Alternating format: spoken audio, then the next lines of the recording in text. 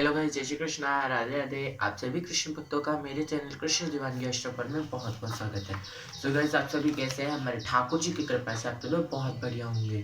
So guys, जैसे कि आप सभी को पता ही है कि हम लोग हमारी एकादशी की कहानियाँ सुनेंगे। सो आज हमारे जो एकादशी इसका नाम है आमल की एकादशी या आमलक की एकादशी। सो अब हम स्टार्ट करते हैं। Let's start now. Shri Krishna भगवान ने कहा, हे युधिष्ठिर, अब आप आमली एकादशी की कथा, महात्म्य और विधि विधान सुनो।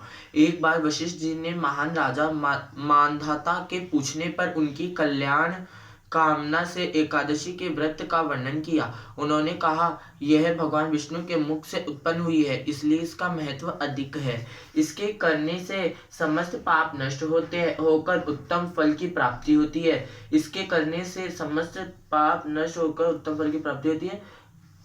इसके करने से समस्त पाप नष्ट होकर उत्तम फल की प्राप्ति होती है। ये एक एक लाइन कैसे आ रही है दो बार?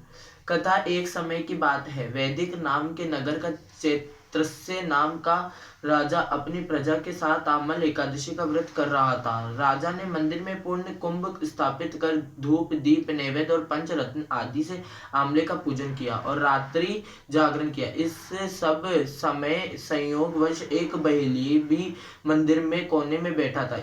उसके विष्णु भगवान की सेवा, पूजा, स्तुति, कीर्तन, भजन व कथा सुनी व देखी। इसके प्रभाव से उसने मृत्यु के उपरांत राजा विदुरथ के घर जन्म लिया। उसका नाम वसुरथ रखा गया। बड़े होकर वह राजा बना और शिकार खेलने जाते समय राह भूलकर वन में भटकने लगा। थका हारा भूखा प्यासा राजा एक वृक्ष के नीचे विश्राम करने लगा। रात हो जाने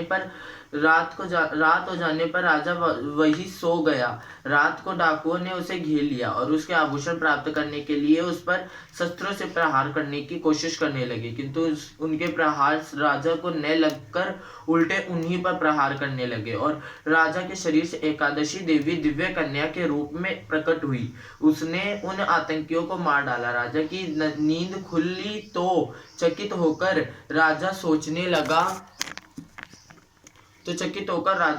सोचने लगा इन्हें किसने मारा। तभी आकाशवाणी हुई, राजा, पूर्व जन्म में तुमने आमल की एकादशी का व्रत करने के उसकी कथा सुनी व देखी। देखा देखी में तुमने भी जंगली फल लाकर विष्णु भगवान का पूजन किया और उसी के कारण विष्णु भगवान ने तुम्हारी रक्षा की है। राजा ने सोचा, तब तो मैं हर वर्ष आमल की एकादशी का व्रत रात्रि जागरण में विष्णु भगवान का पूजन किया करूंगा। इस व्रत को पढ़ने सुनने